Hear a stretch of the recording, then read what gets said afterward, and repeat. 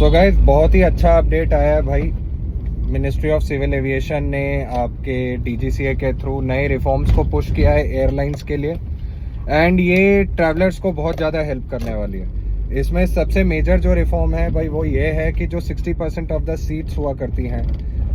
एक फ़्लाइट के अंदर, तो आपने बहुत बार नोटिस किया होगा कि वो सारी मोस्ट ऑफ द जो सीट्स होती हैं वो चार्जेबल बेसिस पे होती हैं। मैंने खुद नोटिस किया है कि यार मिनिमम से मिनिमम यार 200 रुपये भी आपको उस सीट के देने पड़ते हैं। एंड जो फ्री की सीटें होती हैं वो होती हैं आपके बिल्कुल पीछे जाके वॉशरूम्स के आसपास। तो ये बहुत अच्छा रिफॉर्म है। सो इसमें क्या होगा, फॉर एग्जांपल लाइक एक एयरक्राफ्ट की सिटिंग कैपेसिटी है अराउंड 180 पैसेंजर्स, तो उसमें से रफली अराउंड 110 सीट्स जो हैं वो फ्री ऑफ चार्ज होंगी सिलेक्शन के लिए। उस पर कोई पैसा एयरलाइन चार्ज नहीं कर सकती है।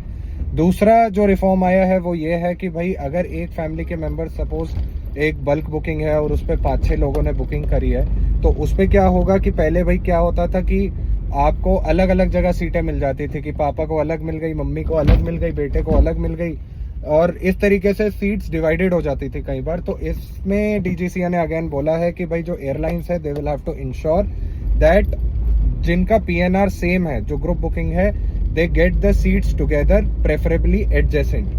एंड थर्ड जो इसमें अपडेट है भाई वो है आपका जो लगेज पॉलिसी होती है, स्पेशली सराउंडिंग आपके जो स्पोर्ट्स इक्विपमेंट होते हैं, म्यूजिकल इंस्ट्रूमेंट्स होते हैं और पेट्स के रिगार्डिंग जो पॉलिसी होती है उसमें भी क्लियर कट मैंडेट्स दिए गए हैं। Airlines will have to ensure clear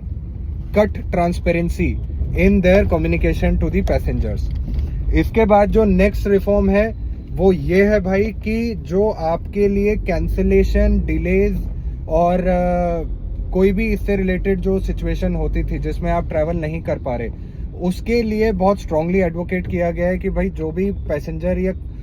travellers के राइट हैं उसको बहुत ट्रांसपेरेंसी से airlines will communicate it to the passengers, be it on their website, be it on their tickets, be it on their apps. मतलब जहां पर भी possible हो इस इंफॉर्मेशन को बहुत क्लियरली हाईलाइट किया जाएगा कि in case of cancellation, in case of flight he cancel हो गई, in case of flight delay हो गई, इन केस ऑफ आपको फ्लाइट को बोर्ड ही नहीं करने दिया गया किसी रीजन से, तो इन सब चीजों को एयरलाइन को बहुत क्लियरली कम्युनिकेट करना पड़ेगा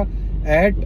एवरी स्टेप। और फिर जो लास्ट इसमें रिफॉर्म है भाई, airlines will have to ensure कि भाई आपको ये सारा जो कम्युनिकेशन है, ये सारी रीजनल लैंग्वेजेस जो इंडिया में प्रेवलेंट हैं उसमें ये सारी इंफॉर्मेशन को फ्लोट किया जाए, ताकि ये ना हो भाई किसी बंदे को अगर मान लीजिए हिंदी आती है उसे अंग्रेजी इतनी समझ में नहीं आती, तो भाई उसके लिए ये इन्फॉर्मेशन का जो एक्सेस है वो हिंदी में भी होना चाहिए। तो ये काफ़ी अच्छे updates ministry of civil aviation ने फ्लोट किए हैं एयरलाइंस के लिए।